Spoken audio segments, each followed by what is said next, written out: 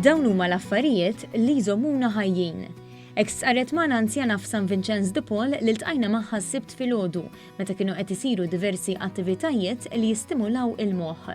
Dan bħala parti minn inizjattiva li bdiet dan ix-xahar mill-Assoċjazzjoni Maltija tal-Mind Sports biex tieħu ħsieb is-saħħa mentali tal-anzjani.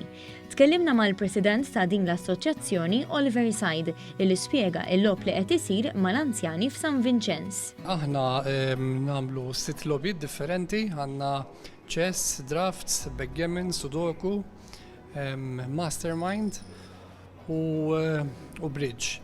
Niġu hawnhekk isu darbtej fix-xahar, dejjem jiġu word differenti, naraw li mikunu players li kapaċi jikkompetu u fl-aħħar naqduhom flimkien biex jilagħbu l-competition.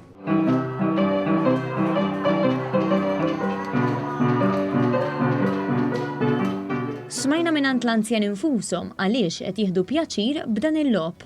Għandna noqogħdu nilagħbu hekk bejnietna nintaqgħu mal-oħrajn u wieħed jitkellmu wieħed jgħid u ma ngħadux għal xulxin. Nieħdu pjaċir u narawhom nilagħbu l-istess ħin nitalmu. Tajbin ħafna għax iżommu l-moħħ attifu. Għax dik li tuħ ħaġa għax issa aħna billi kbirna. Imma il-moħħ jibqa' jaħdem xorta. U dawn l-attivitajiet nilagħbu drafts. Għaw minn joqot jilab panna biljard zaħirem, għattifem, unpallaw fuq ħajjetna, fuq xkonna namlu, u xma namlux, għattifem, u fuq il-familja, ġifiri dem nsibu xaħġa xinajdu. Nilabu d-draft, naddu zmin, passatem, neħdu gost. Tajib, biex jużi l-brain, tħaddem naqa moħħok biex tara s-saffejt tasal il-mentalita. Dodu nilabu, nitkelmu.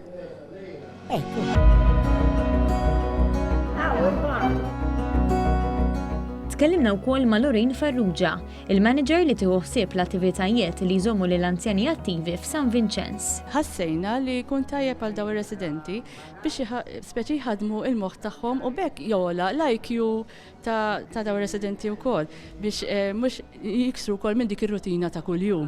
Allura għandhom ċans li jħabblu iktar moħħhom u dan. U bekk minn barra is-saħħa wkoll qegħdin naħsbu wkoll mentalment.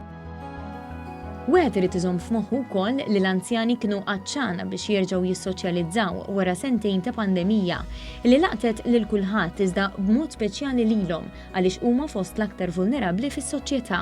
Pandemija kienet ta' dwejja, mhux xi ħaġa tal-ferħ.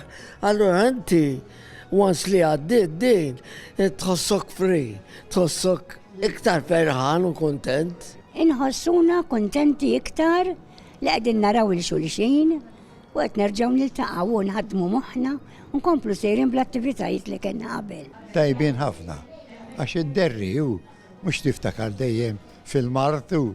Tgħidilna naqra ma tibqax dejjem fis-sara. Il-bniedem mhux maħluq biex jgħix waħdu.